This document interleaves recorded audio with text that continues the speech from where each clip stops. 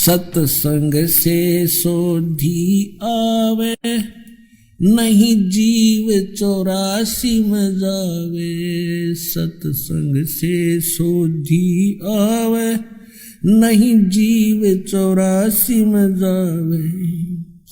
अब मेटो द्वेष और राग, हो राग या उम्र बतेरी जाली। अब मेटो द्वेष और राग, हो राग या उम्र बतेरी जाली।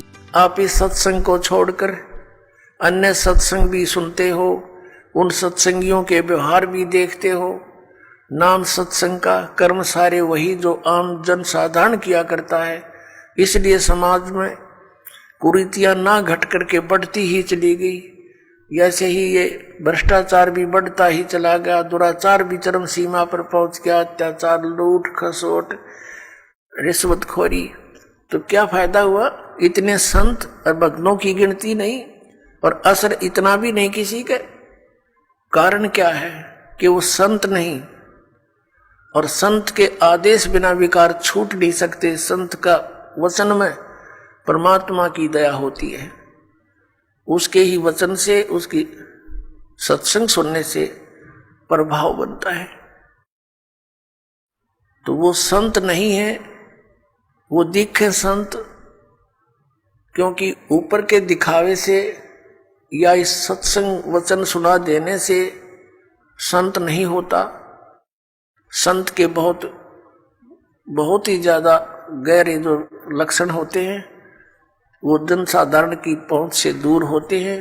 एक तो संत का ज्ञान से पहचान होता है, संत की और असंत की उसके वचनों से, उसके सत्संगों से पहचान होती है।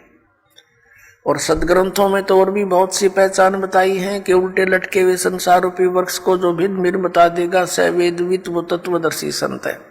गीता जी अध्याय नंबर 15 के श्लोक नंबर 1 में यही ज्ञान दिया है। और संत की और असंत की पहचान उसके ऊपर के दिखावे से नहीं होती, ऊपर के आडंबर से नहीं होती, उसके ज्ञान से होती है। और फिर समाधान के मंत्र से होती है। ज्ञान भी सुना कर कोई किसी से मिलता जुलता कह सकता है, लेकिन उसके पास उस रोग के नाश करने की, इस हमारे जन्म मृत्यु के रोग का नाश करने की और प्रारब्ध के अंदर आने वाले कष्टों का निवारण करने की औषधि नहीं है, वो सही मंत्र नहीं है।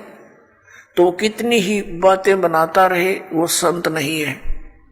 और किसी व्यक्ति ने इस दास से सुनकर और ये मंत्र लेकर तीनों और स्वयं संत बनकर इनको दान करने लग जाता है, देता है, तो वो डुप्लीकेट लाइसेंस बना रहा है, क्यों? वो अधिकारी नहीं है। वो गुरु की आज्ञा के बिना स्वयं ही नाम देता है, तो वो निगुरा है और वो अधिकारी नहीं है। उससे उपदेश लिया हुआ भी व्यर्थ ही है।